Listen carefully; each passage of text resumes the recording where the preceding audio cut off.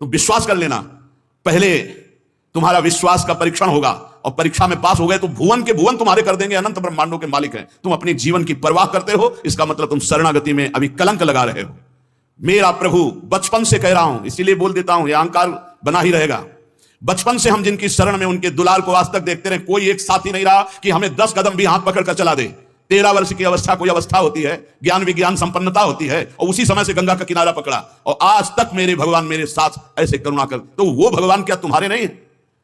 क्या तुम्हारी शरणागति का वो पालन नहीं करेंगे? फिर ये प्रश्न क्यों हो जाता है मुझे किसने संभाला बचपन से अभी तक? किसने संभाला?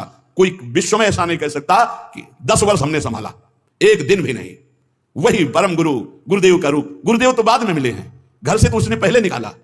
सूक्ष्मता से देखिए, उस जगत गुरु ने घर से निकाला वैराग्य दिला के, उस जगत गुरु ने भ्रमण कराया, फिर गुरु रूप से मिले, फिर हमको सतमार्ग में चलाया, फिर अंतर ध्यान हो गए, फिर सदगुरु रूप से आगे मिले, फिर पला, फिर सदगुरु रूप से आगे, वो आगे आगे बढ़ता चला जा रहा है। वही परमात्मा तत्व, वो क्या तुम्हारा नहीं है?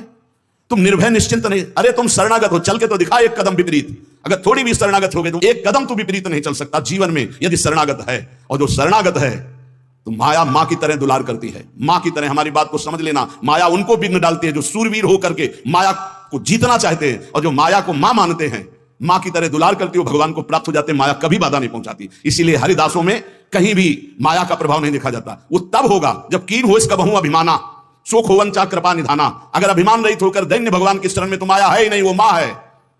देखो सियाजू के लिए क्या कह रहे हैं रघुनाथ जी मनु जी से, आदि शक्ति जय जग उपजाया सो अवतरी मोरिया माया। वही हमारी जननी है, वही हमारे सर्वस्व हैं। वो पालन पोषण करके भगवान से मिला देती, वो श्रृंगार करके भक्ति का भगवान से मिला देती। बाधा तब पहुंचती जब अहंकार होता है और माया पर विजय प्राप्त करने की बात होती, तब प्रश्न खड़ा हो जाता है। और जब भगवान के अधीन हो जाते हैं तो माया मां की तरह दुलार करती हुई भगवत प्राप्ति करा देती है।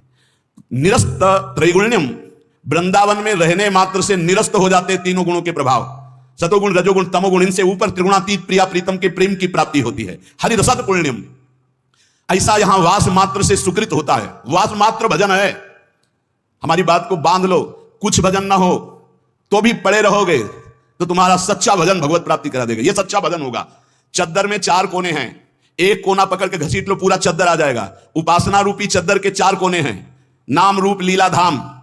हम नाम निरंतर नहीं जप पा रहे, रूप का ध्यान नहीं बन रहा है, लीला का चिंतन नहीं बन रहा है, लेकिन धाम का अखंड वास कर रहे हैं तो एक कोना पकड़ लिया जोर से, पूरी उपासना आ जाएगी। नाम रूप लीला धाम एक पकड़ लो। कोई आप दूर रहते हैं, धाम वास नहीं करते, निरंतर नाम का चिंतन और धाम का आश्रय, पूरी उपासना जागृत हो जाएगी। आप प्रभु की सेवा में लगे, प्रभु का नाम जप कर रहे हैं, अपने कर्तव्य का पालन कर रहे हैं, अंततो गत्वा आपको भगवान की प्राप्ति निश्चित होगी। दोस्तों ये देखिए, अपने पास एक बहुत पुराना